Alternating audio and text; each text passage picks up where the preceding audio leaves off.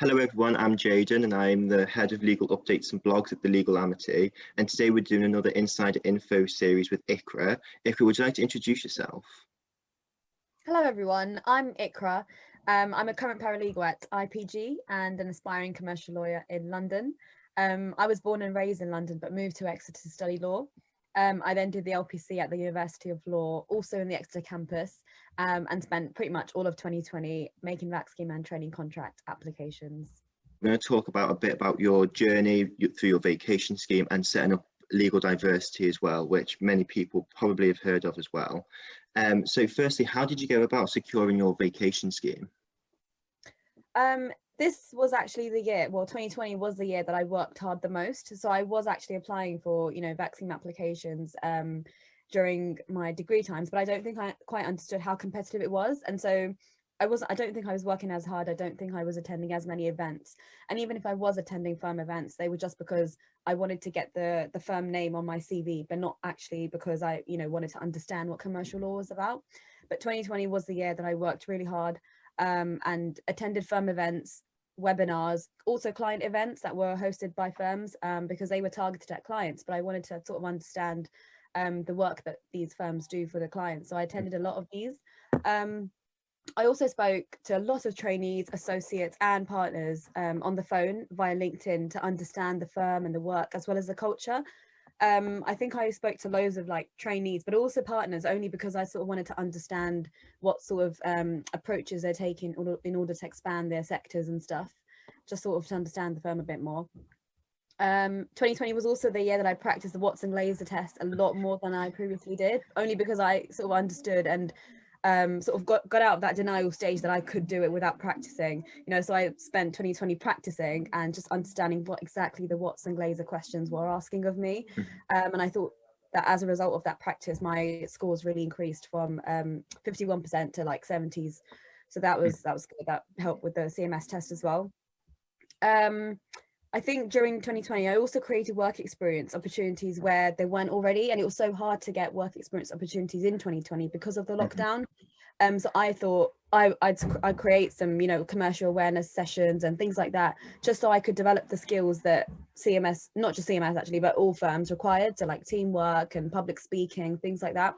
So I think that stuff really helped, just being proactive. And I'm a very big advocate of extracurricular activities. So I think I sort of arranged that during 2020 and just sort of took part in whatever I could, really, just to solidify those skills. And I think finally my paralegal job at the moment really helped as well, because my CMS interview was in January, and by then I had got a lot of experience from IPG, so my paralegal company. And I think that really helped, because one of the questions was, how would I prioritize workload and things like that? And I could just utilize my experience and sort of just highlight that I've got the necessary experience and the skills needed for that. Yeah, definitely. I think extracurricular activities is something that people don't really take into account that often, or don't really take on board. But I know some law firms will ask sometimes several questions, and some firms that I've looked into as well, their word count has been more for extracurricular activities, and sometimes that's the first question as well. So I think definitely that is something that people need to consider more in their applications as well. The second thing that people want to know as well is, why did you start Legal Diversity?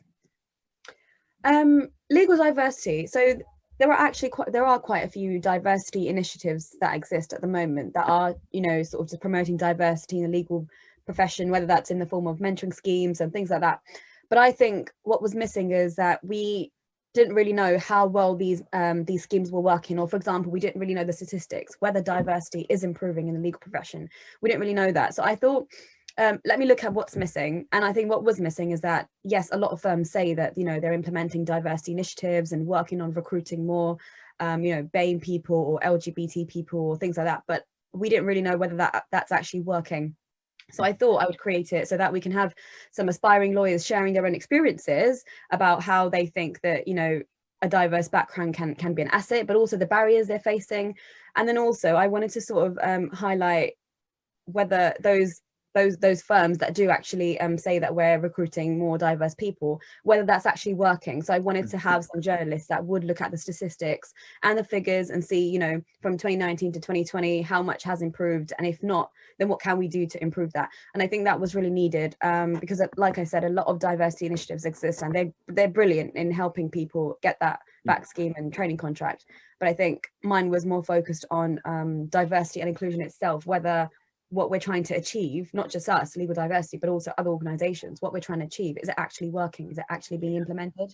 And that's where I decided let's create legal diversity, especially because I'm from a diverse background myself. So I very much understand what it means, you know, to face those challenges just because of your background. Yeah, because I think a lot of people have said as well that legal diversity is growing very, very quickly as well. And I think diversity is so important in our day and age as well, is that it's gained a lot of LinkedIn prominence, and you yourself, you've got a LinkedIn prominence personally as well. So I feel like legal diversity is going to go in a way that does help people achieve and make people aware that if it is achieving what it's trying to, or if it doesn't. I think that's a good way to go ahead. Absolutely. We weren't just focusing, oh sorry, I was just going to say that we weren't just focusing on commercial law. We're trying to focus on all areas of law, and not just for solicitors, but also aspiring barristers, because, you know, I think that's how we're just a little bit different. How do you go about building a non-profit organisation, and also as well people who want to set one up? What advice would you give them?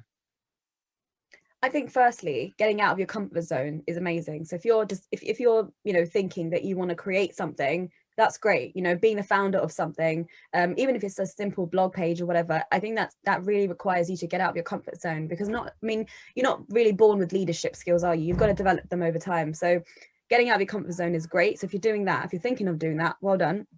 I think it's really also important to network well with others. Networking is, you know, such an asset that you can have as a skill, because you're aiming to raise awareness by, you know, having that non-profit organization, whatever it is. You're trying to raise awareness, and you need others to support you. You need others to support so that they can spread the word.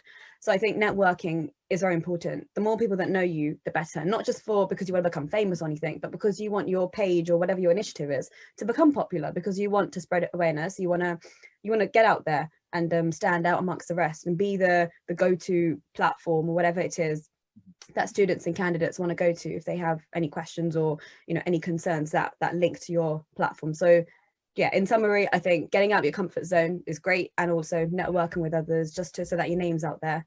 It's also another great way to create a non-profit organization, or any organization. Yeah, definitely. I think, you know, building a non-profit organization is something that looks good, you know, for all aspects as well, whether it be, you know, it's something personal as well, isn't it? It's something that you want to do and something that you want to achieve as well. And then secondly as well, it gives you these skills that you perhaps can't find, especially in the time that we're in as well, where it's hard to find these extracurricular activities or jobs and part-time jobs, whether they're legal or non-legal, as well. So I think, you know, it's definitely important to be able to demonstrate these skills by, you know, going through a non-profit organization, whether you found one or whether you join one, etc. as well. So thank you for that anyway. Have you got any other things that you'd like to add, or is that everything?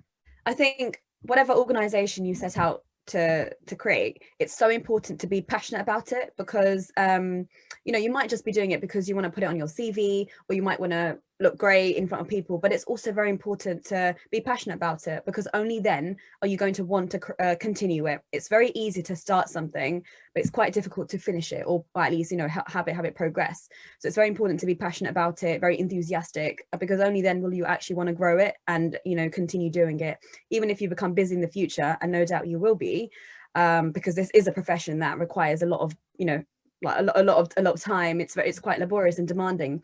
But I think if you're still passionate about what you had created, you're going to want to continue that. So I think that's very important as well. So what if you set out to do it, just make sure that it's something that you are inherently interested in, and you actually believe in, and you want to make a difference because you personally believe that you want to make a difference. So I'm sure many people have gained an insight and, you know, have learned a lot from you today. So on behalf of Legal Amateur, I'd like to thank you for your time as well, and we look forward to working with you again soon. Thank you so much. Brilliant speaking. Thanks a lot, Jaydon.